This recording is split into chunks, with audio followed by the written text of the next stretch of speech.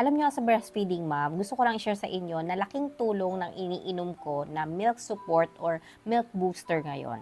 This one is from Lactaglow. This is a herbal coffee o in fairness ha, coffee po siya. Good news para sa mga coffee lover. Plus, milk booster pa siya. 10-in-1 siya, ibig sabihin marami siyang mga herbal benefits, herbal ingredients na included dito sa coffee na to. This is unsweetened, meaning stevia po ang ginamit and non-caffeinated po ito. Zero caffeine po ito. Pero malalasahan mo yung coffee niya. Very thankful ako dito sa product na to. Thanks from Lactaglow. Kahit papaano, dumami na talaga yung milk supply ko. To the point na nakakapag-ipon ako ng milk stash. Ngayon, I will show you kung ano na yung mga naipon kong milk stash simula nang tinake ko itong Lactaglow.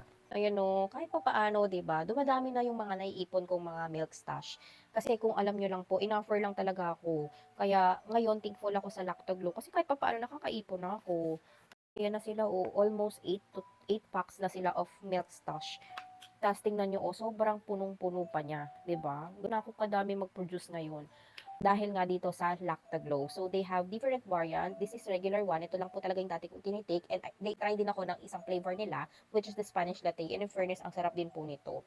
Sa mga mommies dyan na gusto ring i-increase yung milk supply nila kagaya ko, makapag-ipon kayo ng milk stash, and hindi lang kayo pure latch kay baby, plus hilig nyo rin talaga ang kape, you can try this coffee from Lactoglow. Regular and Spanish latte, parehas pong masarap, and parehas po healthy.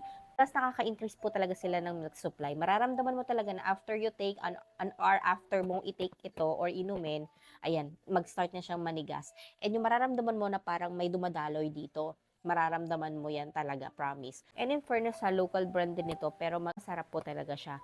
O kaya kung gusto nyo rin i-try ito, ayan, check mo na lang din yung Yellow Basket for legit seller.